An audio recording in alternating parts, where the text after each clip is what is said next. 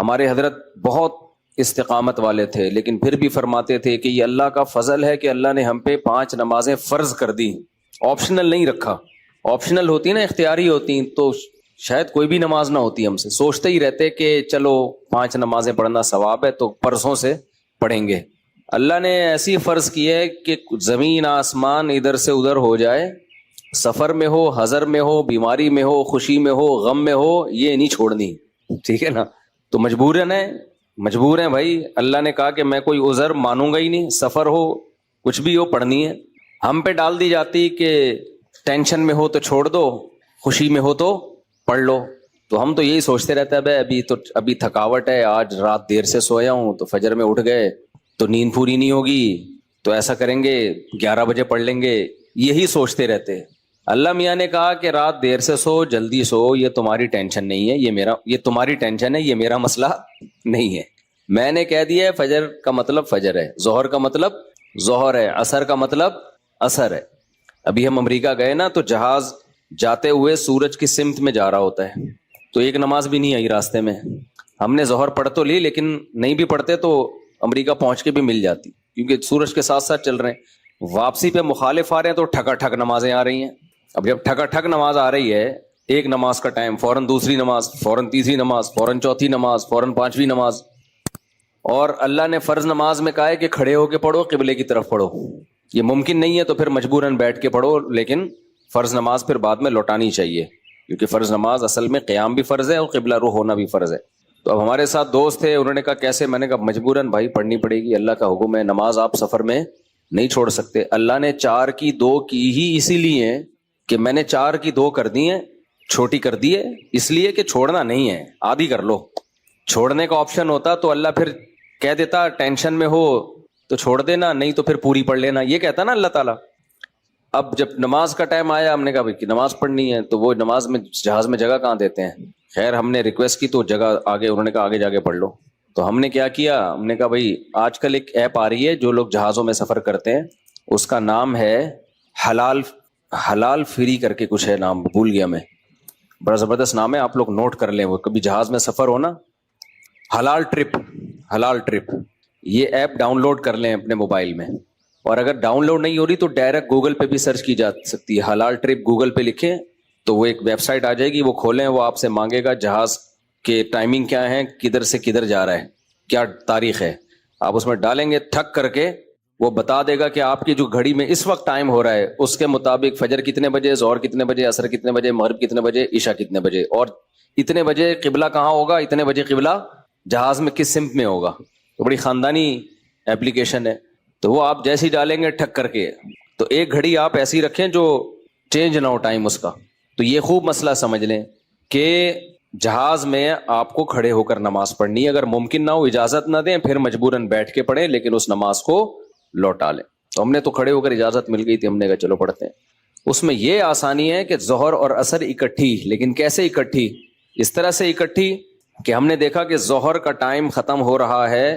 فرض کریں 5 بجے ختم ہو رہا ہے، اور عصر کا ٹائم 5 بجے شروع ہو رہا ہے، تو ہم نے کیا کیا، وضو کر لیا، کیونکہ جہاز کے واش روم میں وضو کرنا بھی آسان کام نہیں ہے، تمیز سے وضو کیا کرو، وہاں پہ ایسا کیچڑ نہ کر دو کہ وہ بولیں نمازیوں پہ پابندی لگا دیں، اس میں وضو تمیز سے، پانی نہ گرے۔ میں تو وضو کر کے ٹیشو سے سب نیچے صاف کرتا ہوں، تاکہ کوئی نیا بندہ جائے نا، وہ یہ نہ کہے یہ مولویوں کی وجہ سے دیکھو کیچڑ کتنا ہو گیا، برا امیج نہ جائے، تو صاف ستھرا کر کے بالکل اس کو،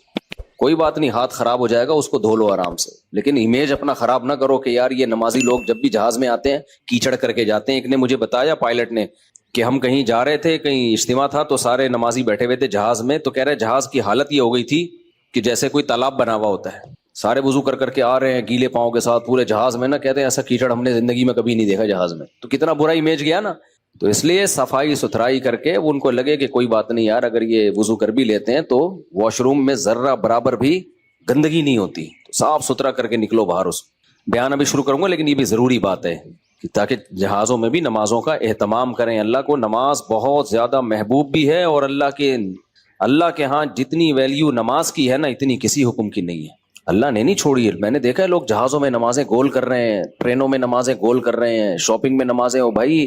میدان جنگ میں اللہ کہہ رہا ہے، میدان جنگ میں کہ نہیں، اگر تم میدان جنگ میں کھڑے ہو کر پڑھ سکتے تو پیدل پڑھ لو, سواری پہ پڑھ لو, اے اللہ بعد میں پڑھ لیں گے نا, جنگ سے جب فارغ ہو جائیں گے پھر پڑھ لیں گے, ابھی کیا ٹینشن ہے. اللہ نے کہا ان الصلاۃ کانت علی المؤمنین کتابا موقوتا, نماز مومنین پر مقررہ اوقات میں فرض ہے, یہ نہیں ہے کہ بعد میں پڑھ لو. کتنے آرام سے کہتے ہیں بھی سفر میں ابھی کہاں جائیں کیا کریں. نہیں بھائی, نمازی آدمی زمین آسمان ادھر سے ادھر ہو جائے وہ کہتا ہے بھائی چھوڑنی نہیں ہے, کچھ بھی ہو جائے. آج نمازی بھی نمازی نہیں رہے ہیں. تو ہم نے یہ ضرور کیا کیونکہ اس میں وضو بہت مشکل کام ہے, تو اس میں پھر ہم نے یہ کیا کہ بھائی 5 بجے جیسے اپلیکیشن سے پتہ چل گیا شافی وقت کے مطابق 5 بجے ظہر قضا ہو رہی ہے, تو بھائی 4:45 پہ یا 4:50 پہ ہم نے ظہر پڑھ لی, قبلہ رخ کھڑے ہو کر 2 رکعت پڑھی ہیں. تھوڑی دیر میں عصر کا ٹائم ہو گیا, اسی وضو سے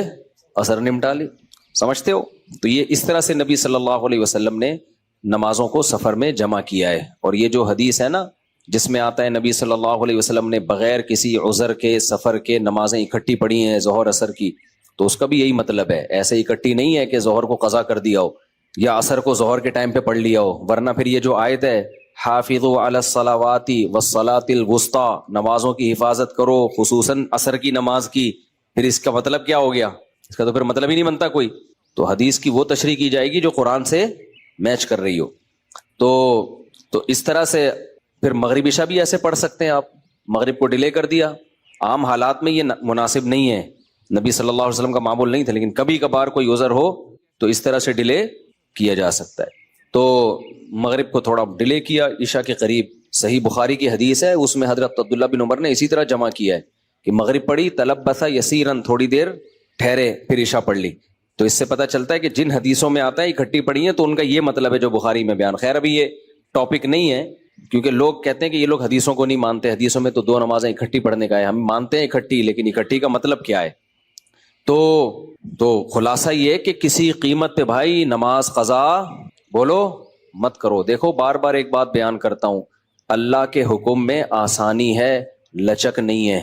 کیونکہ دنیا میں کوئی بھی قانون ساز اپنے قانون کو ہلکا نہیں سمجھتا. دنیا میں جو بھی حکومت ہوتی ہے قانون بنائے اور یہ کہے کہ یہ لازم ہے, اس کے بعد پھر وہ لازم نہ کرے, اور تو اس کا مطلب خود اپنے قانون کی ویلیو کو وہ ڈی ویلیو کر رہی ہے نا. یہی مطلب ہو گیا نا.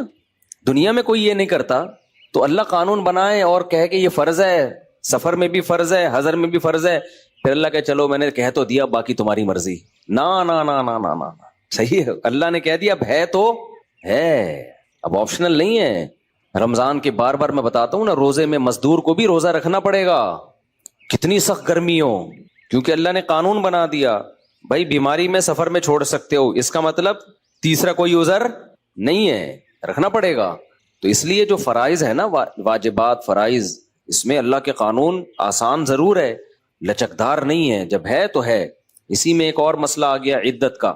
کسی عورت کے شوہر کا انتقال ہو جائے, اللہ نے قانون بنا دیا, آسان قانون بنایا. زمانہ جاہلیت میں بہت مشکل تھا. جب کسی عورت کے شوہر کا انتقال ہوتا تھا تو زمانہ جاہلیت میں عورت 2 سال عدت گزارتی تھی. کتنی؟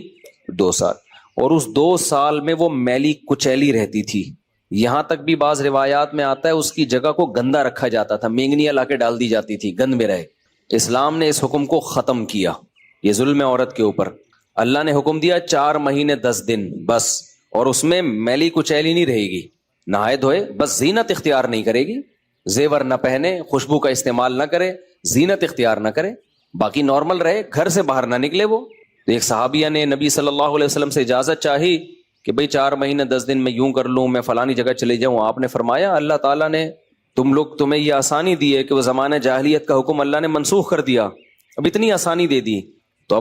اب اس حکم کو فالو کرنا پڑے گا. اب آج کل خواتین کیا کرتی ہیں, شوہر کی ڈیتھ ہوئی, جو دیندار نہیں ہے ان کی تو بات ہی نہیں کر رہا نا, ان کی نظر میں تو عدت ودت کی کوئی 2 ٹکے کی حیثیت ہی نہیں ہے, وہ تو اس کو دقیانوسی حکام سمجھتی ہیں. لیکن جو دیندار ہیں وہ بھی بھائی, وہ ڈیتھ ہوئی, شوہر کا چہرہ دیکھنے کے لیے جا رہی ہیں ہسپتال, پھر وہ فلانے کے کام سے جانا ہے تو آج فلانے کے کام سے جانا ہے, تو آج یوں کرنا ہے, آج یہ کرنا ہے, یہ فلانے پورشن میں چلی جاتی ہوں, ماموں کے گھر جا کے عدت گزار لیتی ہوں. بھائی اللہ تعالیٰ نے جو عدت کے حکام دیے ہیں, شوہر کی ڈیتھ ہوتے ہی عورت کی عدت بولو شروع. اور عدت میں 2 کام لازمی ہیں, گھر سے نہیں نکلنا ہے, زینت اختیار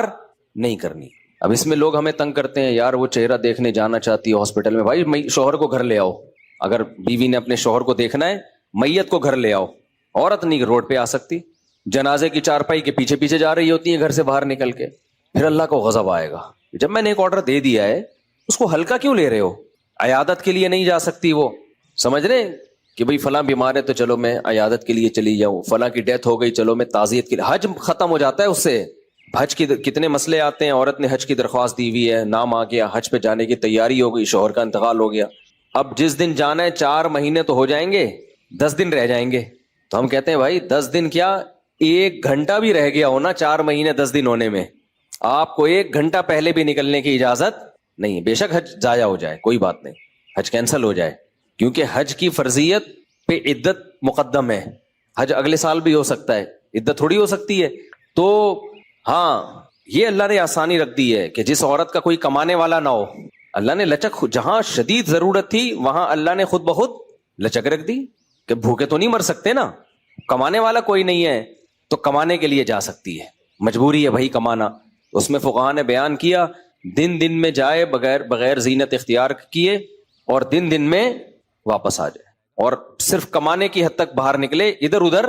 نہ جائے۔ اب اس میں خواتین یہ کیوں ایسے کیا، بھائی اللہ کا حکم ہے، اب اس میں آپ کو چونو چرا کی اجازت بولو نہیں ہے، بس آرڈر دے دیا۔ پھر اللہ نے یہ بھی حکم نازل کر دیا کہ اگر عورت پریگنینسی میں ہے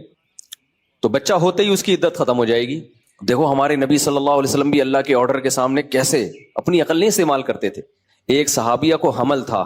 ان کے شوہر کی ڈیتھ ہوئی ہے اور ادھر بچہ پیدا ہو گیا، ادھر ڈیتھ ہوئی اور ادھر فوراً ہی، اب ان کو خیال ہوا بھائی اتنی جلدی تو عدت پوری نہیں ہوتی، تو کیا کرنا ہے، نبی نے سے مسئلہ پوچھا گیا، آپ نے فرمایا ختم۔ جب اللہ نے کہہ دیا وَأُولَاتُ الْأَحْمَالِ أَجَلُهُنَّ أَن يَضَعْنَ حَمْلَهُنَّ، کہ حمل والی عورت کی عدت یہ ہے کہ بچہ جن لے، تو بچہ جن دیا تو اللہ نے تو نہیں کہا کہ 1 سیکنڈ بعد جنے یا 1 سال کے بعد جنے، اللہ نے یہ کہا ہے اللہ نے قرآن میں، تو ہمارے نبی بھی اللہ کے حکم کو کیسے فالو کرتے تھے نا۔ اگر یہی بچہ پہلے پیدا ہو جاتا، پیدا ہوتے ہی شوہر کی موت ہو جاتی، فقہا بہت باریک مسائل بیان کرتے ہیں، اور آج کل کے اسکالر نا ان کا مذاق اڑاتے ہیں کہ دیکھو یہ اتنی باتوں میں لوگوں کو الجھایا ہوا ہے۔ فقہا نے بیان کیا ہے کہ ادھر بچہ پیدا ہوا، کیونکہ ایسا ممکن ہے، قانون جب لکھا جاتا ہے تو امکان کو بھی لکھا جاتا ہے کہ ابھی آدھا بچہ پیدا ہوا ہے اور شوہر کی ڈیتھ ہو گئی تو کیا ہوگا۔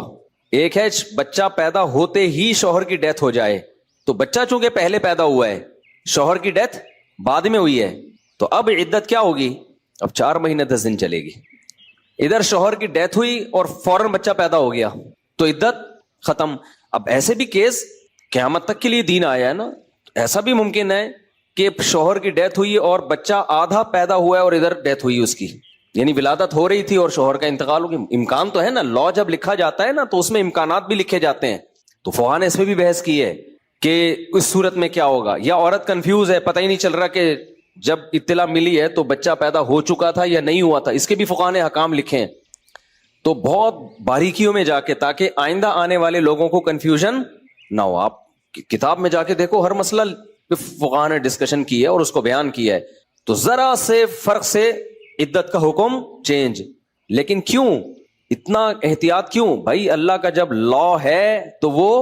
2 اور 2 4 کی طرح ہے، سمجھتے ہو گے نہیں سمجھتے ہو؟ جب اللہ نے کہہ دیا کہ بھائی جو حمل والی عورت ہے اس کا بچہ پیدا ہوتے عدت ختم، اگلے سیکنڈ میں بچہ پیدا ہوا عدت ختم۔ حضرت عائشہ کا قول ہے یا